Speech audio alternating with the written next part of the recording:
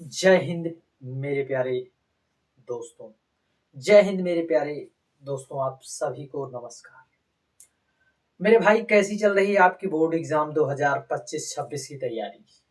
आशा और उम्मीद है कि आपकी तैयारी बड़ी जोर शोर से चल रही होगी, क्योंकि मेरे दोस्त, बहुत से मेरे भाई अब यह सोच रहे होंगे कि कहीं ना कहीं हम क्लास 10th में हैं। बहुत से मेरे भाई ऐसे सोच रहे होंगे, क्योंकि उन्होंने अपना समय यूं ही व्यतीत किया। परंतु अब मैं उन दोस्तों से, अपने उन भाइयों से यह कहूंगा कि वे अब जग जाएं, क्योंकि जागने का समय आया है। यदि आप आज जागे नहीं तो आप जीवन भर भागेंगे, क्योंकि आज आपका जागना आपको जीवन भर भागने से बचाएगा। मेरे दोस्त, यदि आप जाग जाएंगे आज, तब मेरे भाई आप अच्छे नंबरों से मेरे भाई आप परीक्षा को उत्तीर्ण कर जाएंगे और अच्छे नंबर गेन करेंगे। और मेरे भाई, निश्चित है कि आप अपने जीवन में सफल हो जाएंगे, आप हर एक क्षेत्र में। क्योंकि मेरे दोस्त, जागने का भी एक समय होता है, क्योंकि जब हमारी परीक्षाएं नजदीक आए तब मेरे भाई आपको इधर उधर की बातें छोड़कर सीधा ऑन द स्पॉट मेरे भाई अपने लक्ष्य की तरफ ध्यान केंद्रित करना है। वैसे तो आपको हर समय अपने लक्ष्य को केंद्रित करके मेरे दोस्त आपको उसी दिशा में मेहनत करनी चाहिए। चलिए मेरे भाई, आज हम जो है पौधों में प्रजनन, आपका एक चैप्टर है मेरे दोस्त, जीव जनन कैसे करते हैं, उसमें मेरे दोस्त हमने पौधों के प्रजनन के बारे में और कुछ प्रश्न है मेरे भाई जो कि परीक्षा में बार बार पूछे गए प्रश्न है मेरे भाई। आप इसका स्क्रीनशॉट देख लेना मेरे दोस्त, रख लेना। इनमें से मैं आपको क्वेश्चंस को दिखाऊंगा मेरे दोस्त, इस बात की मेरी गारंटी है। देख मेरे भाई, चलिए कुछ प्रश्नों पर नजर डालते हैं। अब पहला प्रश्न है मेरे दोस्त, पुष्प वाले पौधों में द्विनिषेचन की क्रिया होती है, उसमें किसमें होती है? मूल में होती है, फल में होती है, बीजांड में होती है, या फिर जयांग में होती है? मेरे दोस्त, किसमें होती है आप बताने का जरूर प्रयास करना। मेरे दोस्त, द्विनिषेचन की क्रिया मेरे दोस्त किसमें होती है? बीजांड में। किसमें मेरे दोस्त? बीजांड में। इसलिए हमारा राइट आंसर ऑप्शन सी हो जाएगा। क्या मेरे दोस्त? बीजांड में होती है। मेरे भाई, इस प्रश्न को देख लेना मेरे भाई, आप इसे याद करके जरूर रखना, क्योंकि मेरे दोस्त आप चीजों को याद करने का प्रयास करिए मेरे भाई। अगला प्रश्न है, आवृतबीजी पौधों में नर जनन अंग होते हैं। मेरे दोस्त, कौन नर जनन अंग होते हैं? पुमंग, जयांग, दलपुंज, अंडाशय। मेरे भाई, आप जानते होंगे अंडाशय जो है, अंडाशय मेरे दोस्त यहाँ मादा जनन अंग है। और मेरे दोस्त, जो हमारा पुमंग है, क्या है मेरे भाई? पुमंग पुमंग है मेरे भाई, यह नर जनन अंग है। क्या है मेरे दोस्त? नर जनन अंग है आवृत्त बीजी में। अगला प्रश्न है मेरे भाई, द्विविखंडन विधि द्वारा जनन होता है, किसमें होता है? अमीबा में होता है, या फिर हाइड्रा में, या फिर ब्रायोफिलम में, या फिर प्लाज्मोडियम में? किसमें होता है मेरे भाई? आप इस प्रश्न का जवाब जरूर बताएं, क्योंकि मेरे भाई देखिए, आप यदि इन प्रश्नों के जवाब देते रहेंगे तो मेरे दोस्त आपकी नॉलेज भी चेकअप हो जाएगी। मेरे दोस्त, आप देखिए, आप मेरे साथ प्रैक्टिस कर रहे हैं मेरे भाई। प्रैक्टिस करने का मतलब है आप सवालों के जवाब भी देते चलिए मेरे भाई, क्योंकि यदि आप सवालों के जवाब नहीं दे रहे हैं तो कहीं ना कहीं आपकी तैयारी में मेरे दोस्त कमियां हैं। आप चीजों को सही ढंग से पढ़ने का अभी भी वक्त है मेरे भाई। अभी भी आप यदि संभल जाओगे तो जीवन भर संभल जाओगे मेरे भाई। देखिए, जो द्विविखंडन विधि है मेरे दोस्त, यहाँ किसमें होता है? अमीबा में। किसमें मेरे भाई? अमीबा में द्विविखंडन विधि के द्वारा जनन मेरे भाई। मुकुलन द्वारा अलैंगिक प्रजनन किसमें होता है? देख मेरे भाई, मुकुलन के द्वारा अलैंगिक प्रजनन जो है होता है, किसमें होता है? हाइड्रा में होता है, या फिर केचुआ में होता है, या फिर अमीबा में होता है, या फिर मेरे भाई कबूतर में होता है? मेरे भाई, किसमें होता है? हाइड्रा में होता है। किसमें मेरे भाई? हाइड्रा में मुकुलन के द्वारा प्रजनन होता है। किसमें? हाइड्रा में। मेरे भाई, कुछ चीजों को आपको जरूर याद करके रखना है, क्योंकि यदि आप मेरे भाई, मैं आपसे आशा और उम्मीद करूंगा कि आपने, देख मेरे भाई, आपने सारे कॉन्सेप्ट को पढ़ लिए होंगे मेरे भाई, आपने सारे चैप्टर का रिवाइज भी कर लिया होगा। तो अब मेरे दोस्त, आपके पास समय ही कितना बचा है मेरे भाई? अब आपको धुआंधार तरीके से प्रैक्टिस करने का समय है मेरे भाई, आप प्रैक्टिस करिए। अगला प्रश्न है, किनमें अलैंगिक जनन अचल बीजाणु द्वारा होता है? मेरे भाई, किसमें होता है? प्लाज्मोडियम प्लाज्मोडियम में, या फिर लेशमानिया में, या फिर स्पाइरोगाइया में, या फिर राइजो पश्म। मेरे भाई इस किसमें होता है, जो है जो राइजोपस हमारा होता है, क्या होता है मेरे भाई, राइजोपस। इसी में मेरे दोस्त जनन अचल बीजाणु द्वारा होता है। किस, जनन अचल मेरे भाई बीजाणुओं के द्वारा अलैंगिक जनन होता है, अलैंगिक जनन भी अचल बीजाणुओं के द्वारा होता है।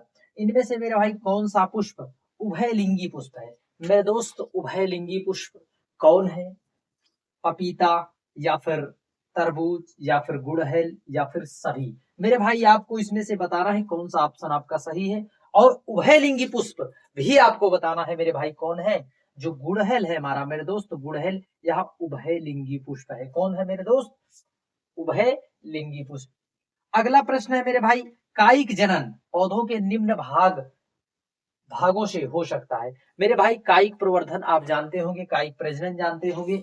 देखिए यह जो है क्या शाखा जड़ फूल से होता है, या फिर शाखा जड़ पत्ती से होता है, शाखा फूल फल से होता है, या फिर शाखा पत्ती और फूल के माध्यम से होता है। किसके माध्यम से होता है मेरे भाई, देख भाई, शाखा जड़ फूल। मेरे भाई देखिए फूल से कहीं कायिक प्रवर्धन होता है मेरे भाई, फूल से आपने जो है उसमें अंकुरण देखा है, नहीं मेरे भाई। और मेरे भाई शाखा जड़ पत्ती, मेरे भाई जो कायिक प्रवर्धन होता है वह शाखा जड़ और पत्ती के माध्यम से होता है, ना कि मेरे भाई फूल के माध्यम से होता है। इसमें भी फूल है मेरे भाई, आपका राइट आंसर नहीं। देख मेरे भाई पपीता, तरबूज आदि, इनमें से मेरे भाई यह कौन से हैं, एक लिंगी, बहुलिंगी, उभयलिंगी, या फिर इनमें से कोई नहीं। मेरे भाई पपीता और तरबूज कौन से लिंगी है मेरे भाई, वह एक लिंगी पुष्प है। कौन है मेरे भाई, एक लिंगी पुष्प है। कौन से है मेरे भाई, एक लिंगी पुष्प है। तो ऐसे में मेरे भाई आप कमेंट में जरूर बताना उभयलिंगी पुष्प में कौन से आते हैं, और सरसों कौन से, सरसों किस लिंगी पुष्प है, कौन से लिंग का पुष्प है मेरे भाई। आप सरसों एक लिंगी है, बहुलिंगी या फिर उभयलिंगी है। अगला प्रश्न है मेरे भाई पराग कोश। अगला प्रश्न है मेरे भाई पराग कोश में होते हैं, पराग कोश में मेरे भाई कौन होते हैं पराग कोश में। और मेरे भाई आपको यह बताना है कि पराग कोश में जो है कौन होता है, पराग कोश में होते हैं उसमें मेरे भाई बाह्यदल होता है, या फिर अंडाशय होता है, या फिर अंडय होता है, अंडा, या फिर पराग कण होता है। मेरे भाई आप जो है तनिक इसे रिलेट करके समझने का प्रयास करना मेरे भाई। देखिए यहाँ पर भी पराग कोश है, और यहाँ पर भी मेरे भाई पराग लिखा हुआ है, पराग से संबंधित है मेरे दोस्त। जब पराग से ही संबंधित है, जब पराग से ही रिलेशन दिखा रहा है मेरे दोस्त, कुछ चीजों को आप मेरे भाई उसे रिलेट करके यदि आप समझने का प्रयास करते हैं, तब मेरे भाई चीजों को रिलेट करने से भी चीजें बड़े आसानी से मेरे भाई हमें आ जाती हैं।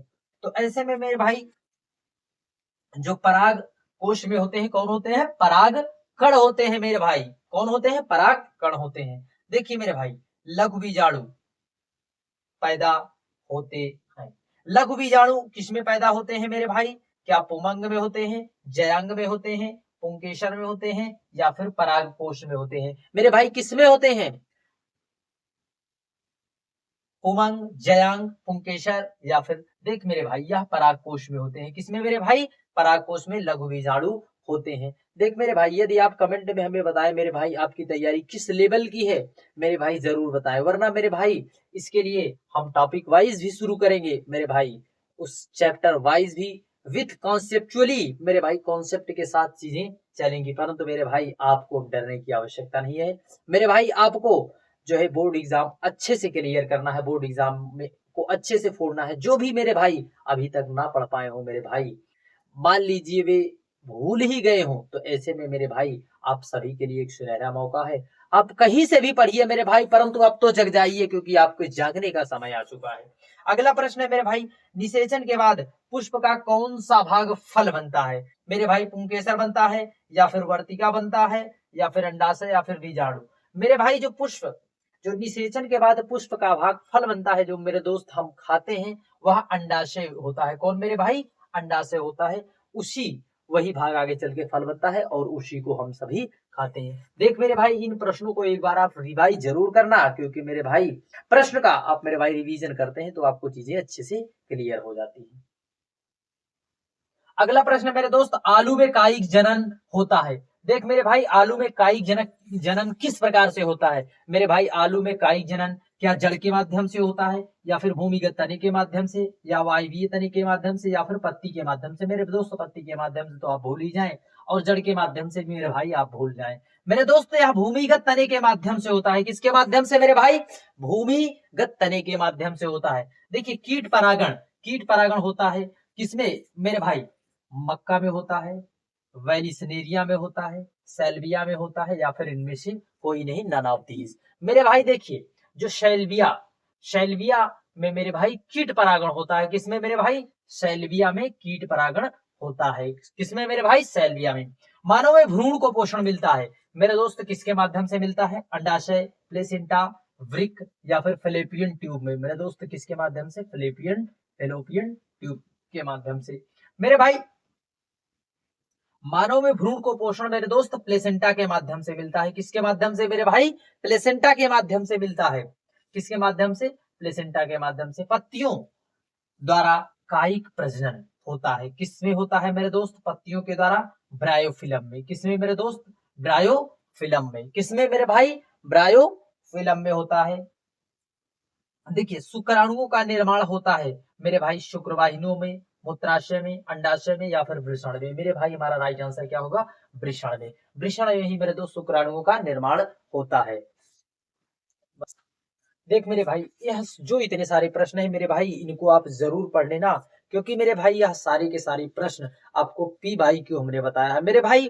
देखिए जो रीजनिंग होता है मेरे भाई, जो साइंस में देखिए हर बार वही सारे प्रश्न मेरे भाई पूछे जाते हैं, परंतु सबका कॉन्सेप्ट अलग होता है मेरे भाई। परंतु आपने यदि कॉन्सेप्चुअली पढ़ा है, कैसे मेरे भाई?